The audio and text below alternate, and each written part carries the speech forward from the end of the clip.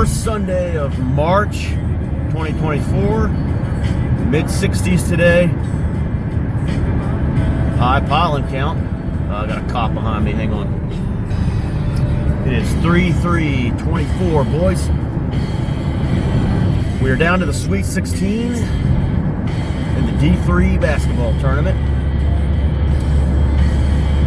Rowan is the last team standing, I believe, in the conference of Stockton. JG informs us.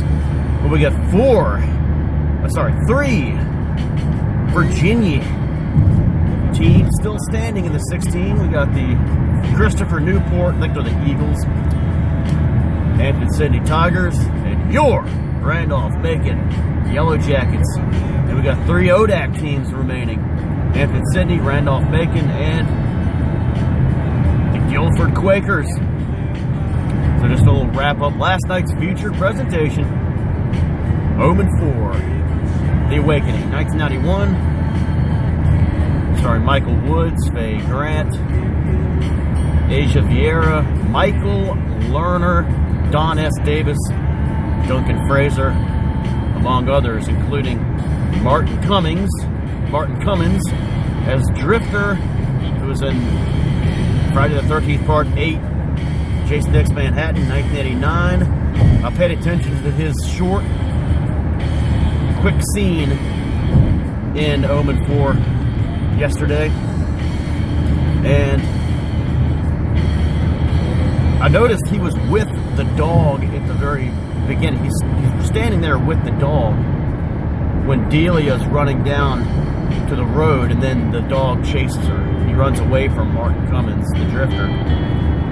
It's implied that the dog belongs to the Drifter, which is very strange because his one line when he runs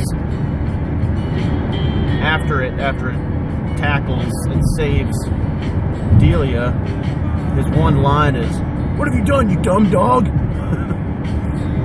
"Save my daughter's life," she said. Faye Grant said. So it's a little weird to me, like if that's his dog, how did the York family end up acquiring the dog? Did he just say, "Take it"? It's just always a kind of a strange scene to me. Good to see Martin Cummins. And speaking of Delia, I mentioned yesterday in my review of the movie that there are 4 credited actresses playing Delia in this.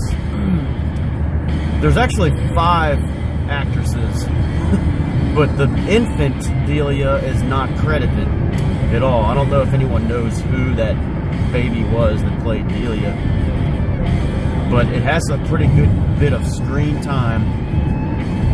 It's there for it had several scenes, including the baptism, and then when they get her at the orphanage, and the scene where her little bobby pin pokes Karen York. So that's a pretty good. That actress had a lot of screen time. Now the actress that played the 1.5-year-old Delia, she's credited, there's like one very small scene where she's at the Christmas tree with the mother, with Karen York. She's saying to Delia, "Boo!" And that's pretty much about it. The one with the shortest time is the 2-year-old Delia, who just walks into the room, like the living room, and that's it. Just a quick little scene showing her growing up. Kind of unnecessary to even have that in there. Why not just go from 1.5 to 3? I mean, I guess the purpose is showing, she's walking now, but the 3-year-old Delia does a pretty solid job. I mentioned the name of this actress, Brianne Harrett, I believe is her name. Did a pretty solid job. She has the scene, the one that I mentioned, the Drifter scene. She also has the scene where she bites the head off of the little doll. Okay, so she has, you know, a couple little significant scenes in there.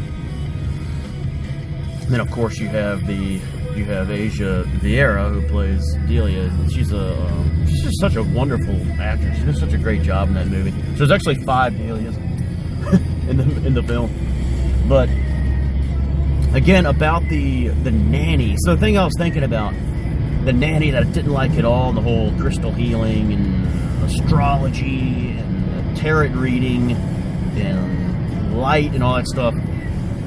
Again, that's stuff that would be endorsed by Satan. So it's just weird that Delia reacts to it so negatively. I think it would have been in the psychic fair. I think it would have been a lot better. And I was thinking about this, to have the first of all, have the nanny played by a different actress, but to have her as, like, maybe she's a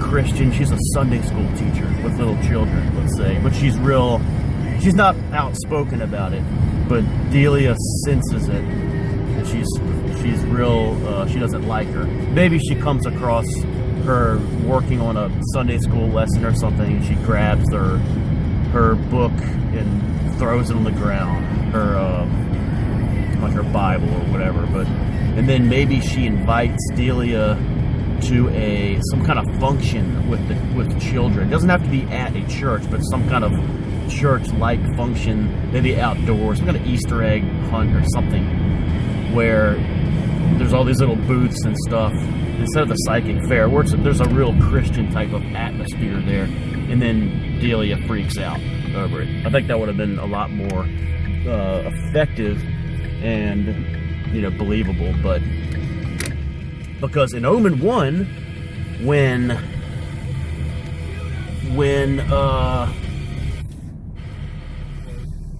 they go to the church, remember, it's like a wedding or something, and Damien spazzes in the car, has a complete tantrum meltdown. That's real, because they're going to a church, and Damien doesn't know why he's reacting that way. The parents have no idea, but we kind of know, and it's a real powerful scene. When Delia, in this movie, the infant version, goes into the Catholic Church for the baptism, and she's screaming right when they do it. We know then too, so that's really believable as well. But the whole going to the psychic fair just doesn't make sense. She would, satanic forces would be on board with all the stuff you see there at that psychic fair. But I want to go to that psychic fair because I don't know, it looks like a fun place to go and film. But last thing I want to say is the food in the film, because I talked about food and like Damien. There's a lot of it in Omen 2, and there's a tiny bit in 3, not much in 1. But in this one, you have I did notice, and I hadn't noticed this before, but there's a little food stand at the psychic fair, and there's a picture. I wasn't able to see I don't think you can really see the menu thing, but there's a picture of a burger on there.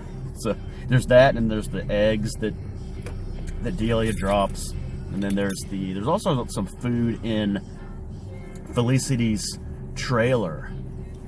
When Michael Lerner goes and investigates her trailer, there's some food in there, like on the table. It's kind of like a mess all over her place after she dies, and I think you see a little like piece of cake or bread or something there. So that's the food in Omen 4. Taylor was saying that the Omen 4, he said this last night, Omen 4 is a significant drop off from the trilogy, but it's not without its charms. It's the simplest, best, fairest review of Omen 4, I think. So that's a really good point. I have a soft spot for films that have a good premise, a good idea, but it's poorly executed. I'll be watching a lot of these coming up pretty soon. So at least they had a good idea. I see Omen 3 has this grandioso thing and build up, and then it falls completely flat, and it's kind of insulting. But you compare Omen 4, which was a TV movie primarily, to like say Amityville TV movies that came out in like Amityville 4 or 5, and there's no comparison. Like those are just horrible, not enjoyable on any level. But Omen 4 does have some, and I gotta say I enjoyed it more than I should have last night. But the scene where, well, let me just say, this kind of ends like a calendar year of films for me. Omen 4 is always kind of like the ending of a film viewing year.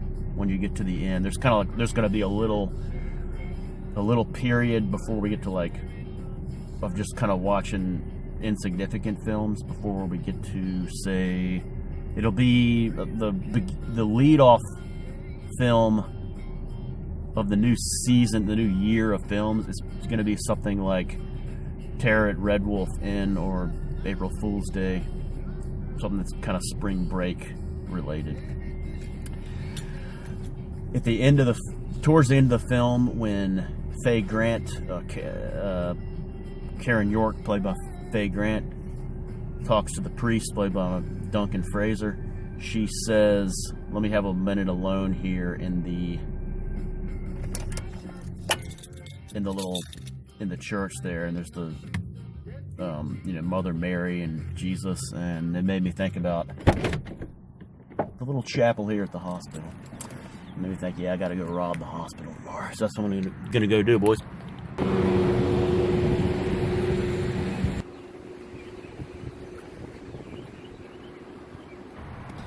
Flowers coming out, gonna do a quick snag and then get some, already got some Omen 4 atmosphere.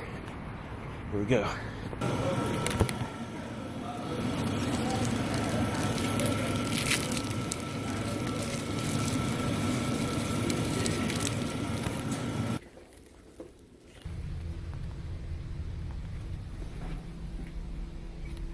Sister Yvonne in here? Mother Francesca? Is she here? Martin Cummins?